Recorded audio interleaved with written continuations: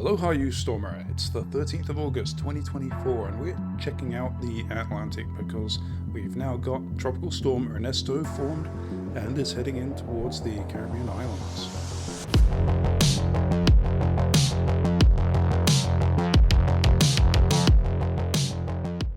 Here's a closer look, and this is the infrared channel which shows the temperature of the cloud tops. So these reds are actually very cold temperatures, minus 70, and then if you see the blacks and into the whites, that's minus 80 to minus 90 Celsius, so really deep thunderstorms.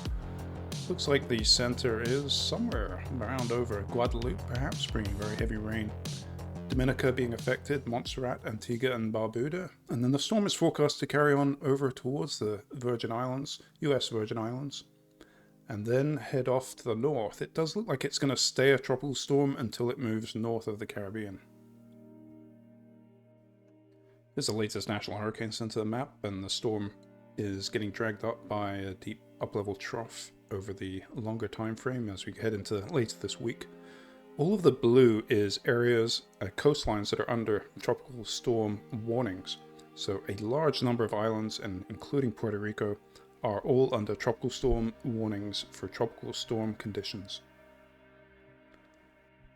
Let's take a look at the hurricane warning forecast. Now in this forecast we're looking at the surface winds, so wherever you see the green or yellows or into the reds, that's all tropical storm force winds, but if you start seeing it going into the purples, that's hurricane force. This is just one model. It's a storm following model, high resolution. You can see the system within the islands here bringing strong winds, but not exceptionally strong, not like hurricane force. But as we go forward, the system actually passes over these islands, bringing primarily a bit of storm surge, tropical storm force winds. Looks like the winds do pick up a little bit as the storm then heads north of the Caribbean islands and north of Puerto Rico, and then eventually the storm does actually intensify in this model and in the National Hurricane Forecast model forecast map.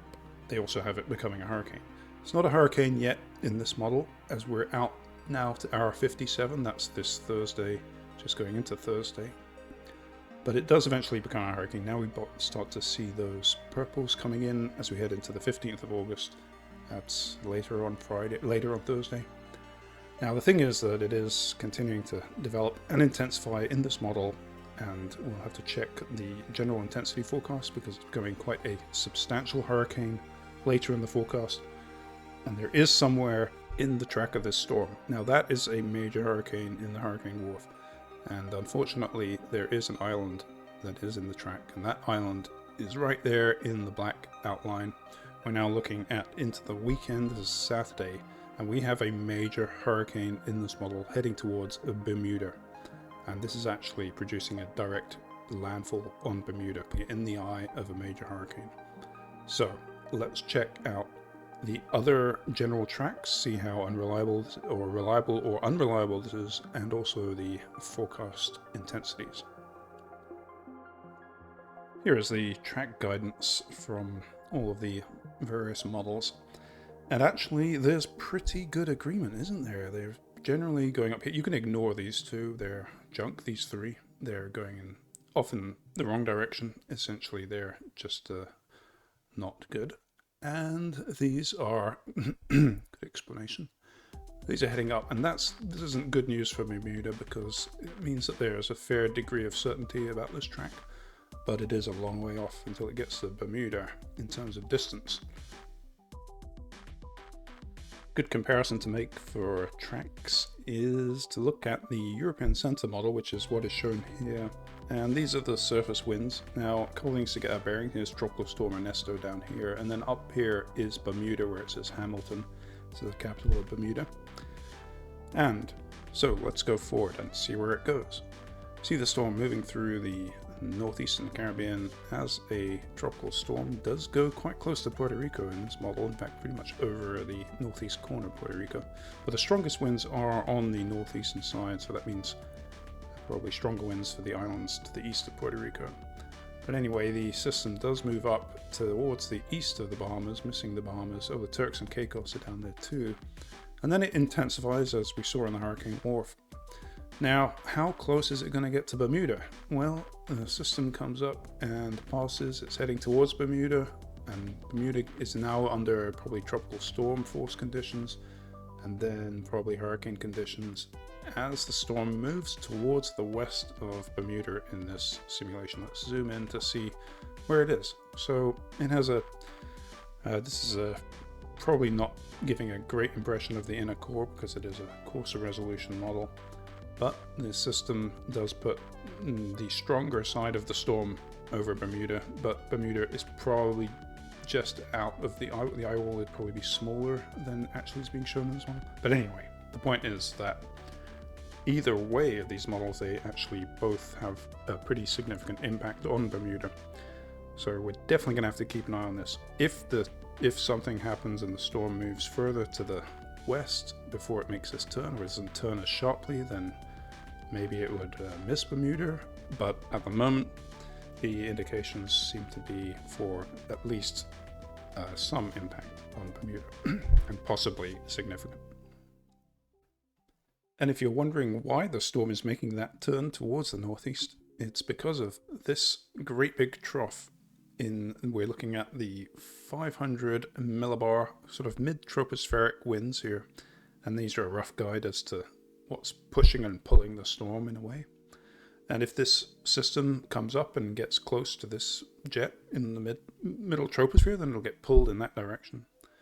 And that's exactly what happens, actually. It moves up towards the northeast of the Caribbean and begins to kind of just get a bit of a tug from this mid-level jet.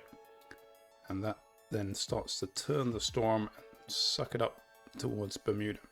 So whether the storm, so it's all about the finer details here as to whether how and it's going to make that turn, how north it gets in towards those winds. You see what I mean? And then it gets dragged up towards Bermuda by those winds. So that's kind of a good indication of what's going on here and why it's making that turn.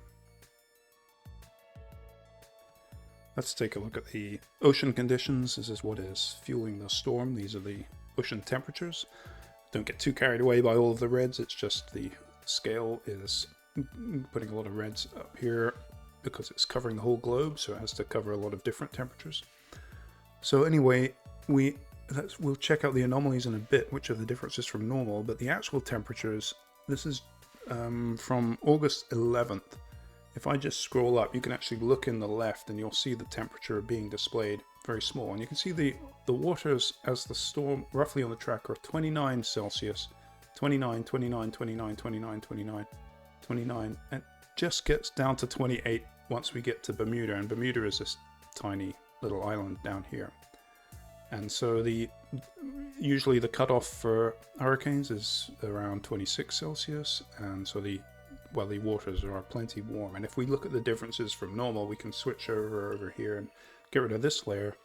And these are the differences from normal. Wherever it is yellow is above normal, and if it's reds, it's a lot above normal. And where it goes off the scale here, that's above 3 degrees above normal.